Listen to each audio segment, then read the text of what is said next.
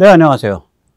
후쿠시마 처리수 방류 뭐 이런 걸 가지고 뭐 이제 난리가 아니고 무슨 IAEA 사무총장한테도 막 그 아주 상스럽게 굴고 그래서 뭐 나라 꼴이 아닙니다. 그래서 이게 이제 반일파리를 하고 있는 건데 제가 하도 약이 올라서 너희 반일이 뭔지는 아냐. 너희가 하는 건 반일이 아니야. 짝퉁이야. 진짜 반일이 뭔지 보여주겠다. 그래서 지난 한 60년 동안 이 일본이 어떤 관점을 가지고 어떤 행태를 보여왔는지 낱낱이 오늘 밝혀보겠습니다.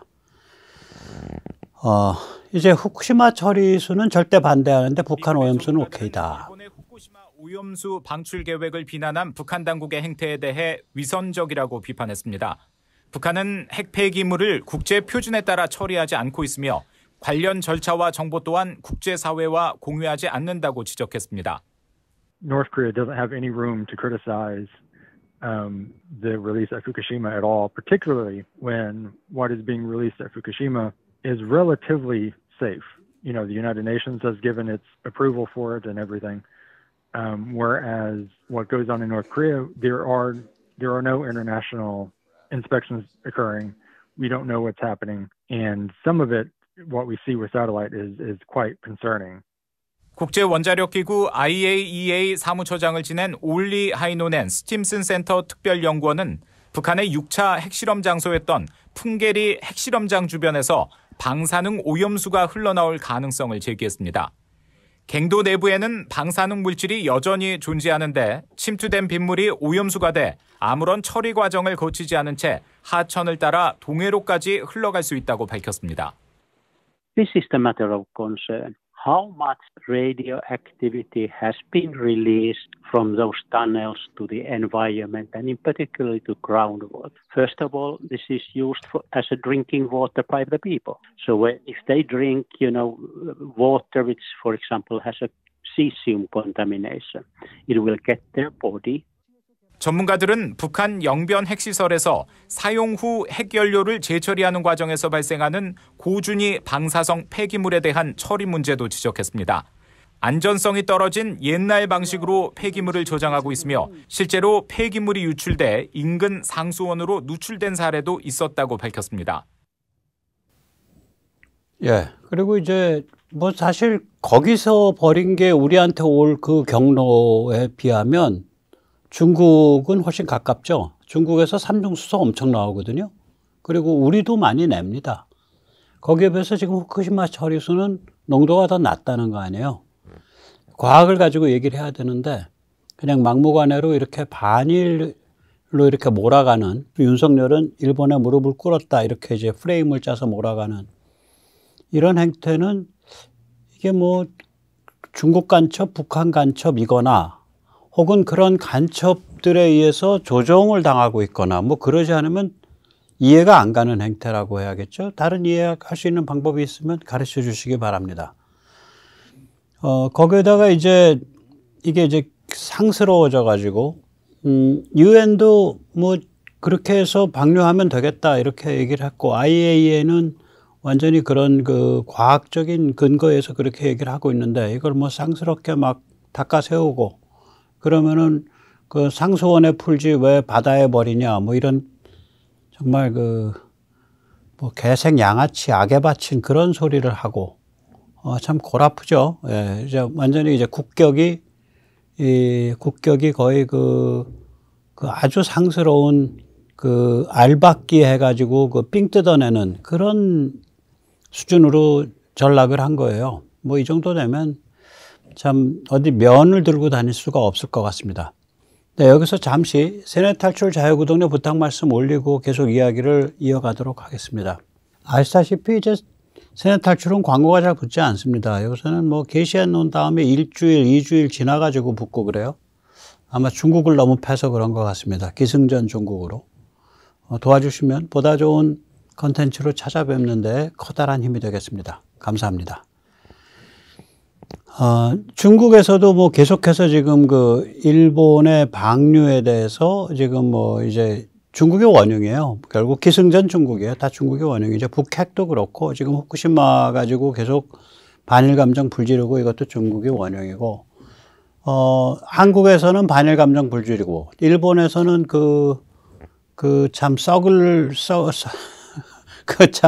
마탱이가 간 자민당 주류가 또 그 반일 감정의 반발로 생기는 혐한 감정을 자기 표밭으로 사용하고, 대만 같으면은 국민당 마행주 같은 인간이 반한 감정을 또 불지르고, 이게 다 중국이 뒷배에 있는 거죠. 그래서 이제 중국이 이제 어떤 그 입장을 취하나 보고 있으면 참 그렇죠. 지금 이제 윤석열이 반중에 나서서 까불다가 저거 미국이 이제 뒤돌아서고 나면은 윤석열은 폭망한다. 뭐 이따오 얘기를 하죠. 쟤들이. 네, 이따오 얘기를 합니다. 그게 이제 중요한 쟤들의 요새 그 주제고, 쟤들 영향을 받는 언론사에서 뽑는 제목을 보면 앞장서서 반중했는데 뒤돌아보니까 미국이 없네. 뭐 이런 식의 제목을 뽑죠. 그래서 쟤들이 하는 말은 이런 말을 하겠죠. 요번에 이제 그 유럽, 그러니까 EU 카운슬이라 그러죠. 그러니까 유럽 정상회의, EU 정상회의, 유럽연합 정상회의. 그게 이제 6월 30일 날 있었습니다. 지난 금요일 날. 지지난 금요일이 되겠나요? 예, 지지난 금요일이 되겠죠.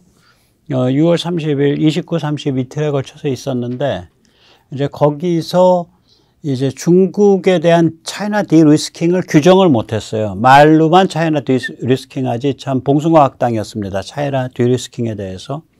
그럼 이제 윤석열은 이제 미국에 무릎 꿇고 일본을 섬기고 반중을 앞장서서 까불면서 이제 온 대한민국을 이제 그 불구덩이로 끌고 들어가고 있다. 뭐 이게 쟤들의 이제 프레임인데, 그러니까 쟤들이 이제 할 말이 그런 말을 하겠죠. 유럽을 봐. 반중에 나서고 있지 않잖아. 신중하잖아. 뭐 이런 말을 하겠죠. 네. 이제 숄츠 같은 경우에는 리창 중국 수상과 똑같은 얘기를 했습니다. 거의 단어까지 같아요. 디리스킹은 개별 회사들이 알아서 할 일입니다. 중국에 투자할지 말지, 중국에서 계속 사업할지 말지, 네, 회사가 각각 알아서 해야죠. 이따오 개소리를 했죠. 누가 독일이 아니랄까봐. 이 제2차 대전 패전 국가들 역시 뒤끝이 장렬합니다. 네, 참. 그 다음엔 이제는 이것을 두고서 요번 EU 경상회의에 이렇게 그 차이나 디리스킹을 정의하지 못한 거를 두고 언론이 평하는 걸 보면, 그러니까 이게 로이터 같으면은 디리스킹 전략이 로드맵이 아무 방향성이 없다. 봉숭아 학당이었다 이거죠. 그 다음에 이 EU 정상회담에서 차이나 디리스킹을 얘기는 많이 하는데 뭐 한 걸음도 앞으로 못 나갔다. 뭐 그렇게 언론이 이번에 정리를 하고 있어요. 자, 이제 유럽이 저 모양이면 앞으로 어떻게 될 거냐. 너무 걱정 안 하셔도 됩니다. 결국 차이나 디리스킹 하게 됩니다. 이거는 뭐냐면은 지금 이제 디리스킹의 범위가 특히 반도체를 중심으로 한 첨단에 이렇게 딱 초점이 맞춰져 있기 때문에 핵심이 ASML이나 고급 반도체 영역이에요. 근데 유럽이 고급 반도체를 뭐 AMD 같은 데가 협조를 안 할 리가 없죠. 예, AMD는 영국 회사니까 당연히 협조하고, 네덜란드의 ASML 결국 두 개 협조하면 일단 디리스킹의 핵심은 딱 지키는 거예요. 그리고 배터리는 유럽은 원천 기술이 아예 없으니까. 그러면 이제 독일의 폭스바겐이나 화학회사 BASF, 그 다음에 벤츠, 이건 이미 사실은 중요하지 않습니다. 이 독일이 중국 앞에서 아까 숄츠가 저렇게 거의 알몸으로 저 이뻐요 하고 춤을 추는 이유가, 요염을 떨면서 징그럽게 춤을 추는 이유가 아시다시피 독일의 폭스바겐, BASF, 벤츠 이런 회사들이 중국에 들어가서 중국 내에서 엄청난 매출을 일으키고 있거든요. 그래서 저렇게 이제 바짝 납작 엎드려서 기고 있는 겁니다. 뭐 그래도 아무 상관이 없습니다. 대세는 중국이 기업을 알아서 쫓아내고 있습니다. 최근에 이제 이 반기업 정책을 폈죠. 네, 간첩법. 저러면 이제 기업들 많이 짐을 쌉니다. 거기다가 지난주였습니다. 지난주에 알리바바의 모회사인 엔트그룹에 무려 그 71억 1천만 위안을 벌금을 물렸습니다. 무슨 금융관계법, 엔트가 금융서비스 하잖아요. 금융관계법 어겼다 그래가지고 우리 돈으로 환산하면 1조 3천억 원을 먹였습니다. 그러니까 이제 미운털 박혔으니까 너희 한번 허리 분질러줘 봐라 이거죠. 이렇게 반기업적 정책을 쓰고 있기 때문에 중국은 지가 알아서 망하고 있는 겁니다. 그래서 첨단 맞고 몇 가지 맞고 그 너 알아서 해봐 하면서 조여가면 됩니다. 요번에 이제 중국이 그 지금 그 해외로 나가고자 하는 사람의 숫자가 그 서너 배 이상 더 늘었다는 거 아니에요. 그러니까 중국에서 돈 좀 가지고 있는 사람들은 다 이제 해외로 나가려고 하고 있다는 상태 아니에요. 중국 기업들도 해외로 많이 나가려고 그러고 기업을 못 살게 들들 볶으니까 그래 너무 불안하니까 중국이 스스로 알아서 중국 공산당이 스스로 알아서 내부를 잘 숙청하고 있습니다. 그래서 저 EU 정상회담에서 차이나 디리스킹이 이거냐 저거냐 헤매는 거 아무 상관없고요. 아마 EU 차원에서 이제 화웨이 정도를 금지시키면 딱 좋아요. 화웨이나 이제 그 중국의 몇 개 무슨 서비스들, 온라인 서비스들 금지시키면 딱 좋습니다. 지금 화웨이는 금지로 갈 것 같다는 얘기만 계속 나오고 있는 상태입니다. 네. EU가 결국은 이 길로 갈 수밖에 없다는 얘기를, 제가 NIT는 싫어하지만 그래도 NIT의 EU 유럽 지국장쯤 되면 이게 거물이거든요. 이 사람이 차분히 이렇게 얘기를 합니다. 직접 들어보시죠. I think it's a bit of both, frankly. I mean, yes, the US is pushing, no question. It's also true this Dutch company is particularly sophisticated and its products are particularly desirous. Jake Sullivan keeps talking, the US National Security Advisor keeps talking about de-risking from China. One can define what that means. I think for some Europeans, when he says we want a small garden with high walls, they think the garden will be the size of Texas. But they do understand that helping Xi Jinping do more quickly what Xi Jinping says he's going to do, which is to make China capable of invading Taiwan by 2027 and becoming the world's superpower by 2050, may not be in Europe's best interests. Now, it's also. 네. 그러니까 이제 결국 그거 아니에요. 그러니까 차이나 디리스킹에 대해서 미국과 유럽 사이에 그 체감 온도 차이가 있다. 우리도 그러죠. 여기서도 특히 좌빨들이 야 그건 미중 패권 싸움이야. 근데 뭐 우리가 그렇게 앞장서서 할 거 있겠냐.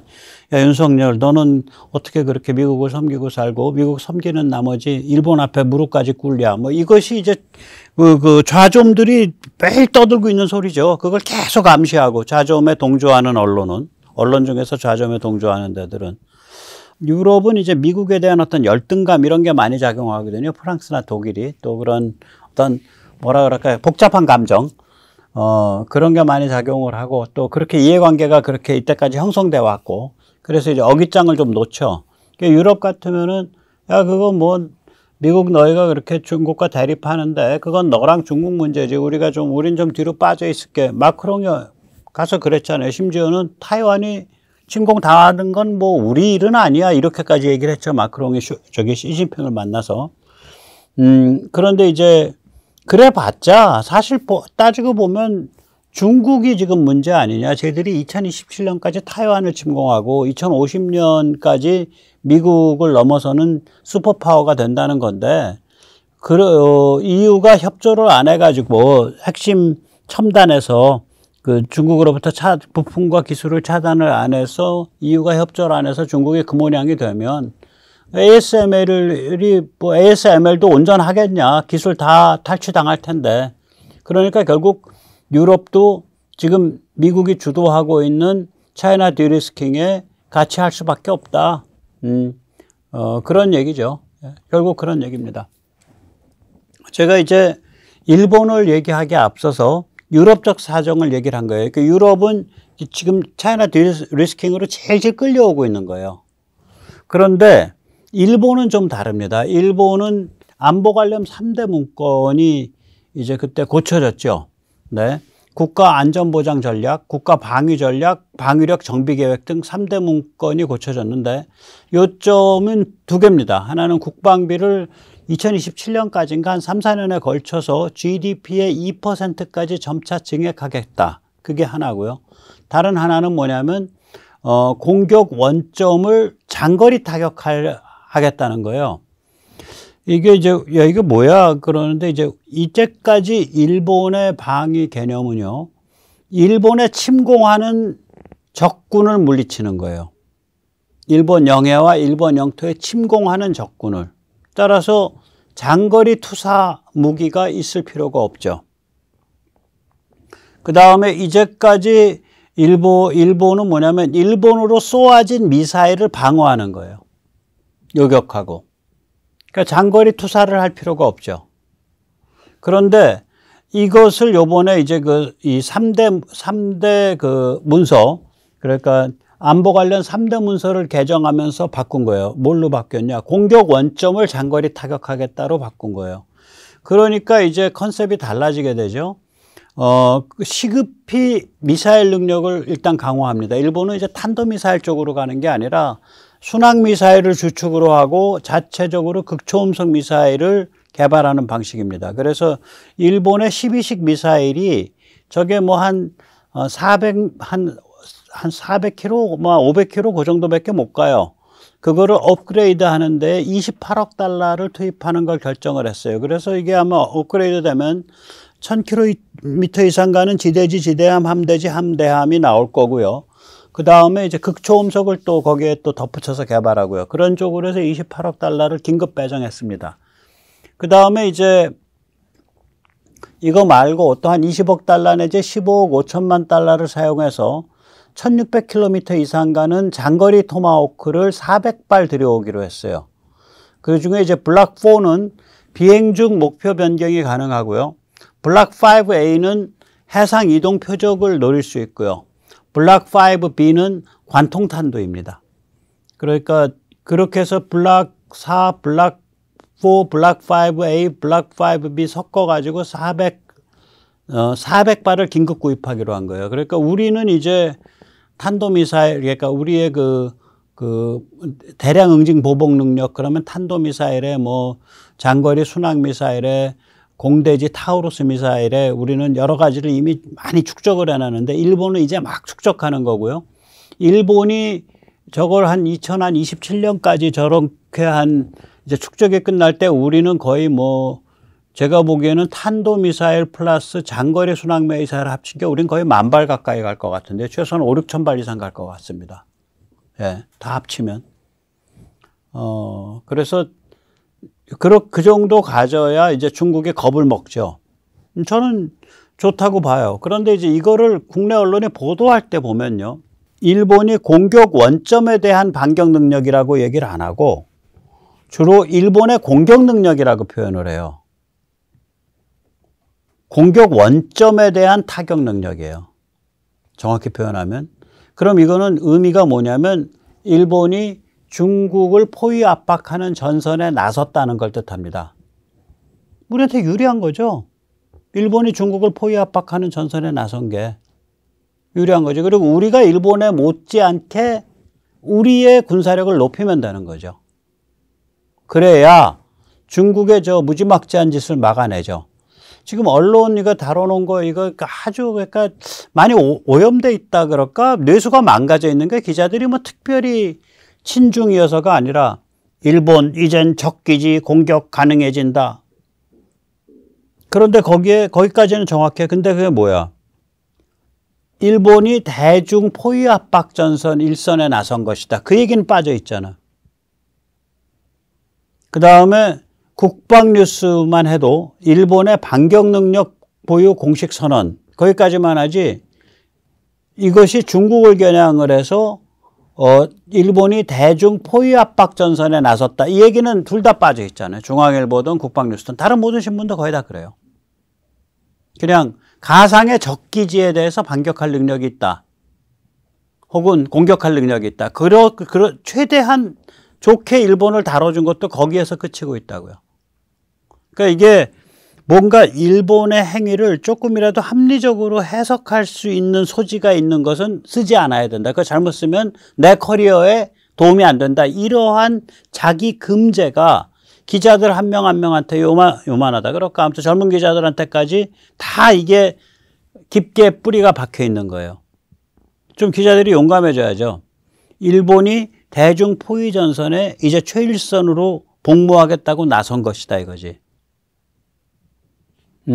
그렇게 봐야죠. 그래서 이제 그 다음번에 우리가 퀘스천 마크를 던져야죠.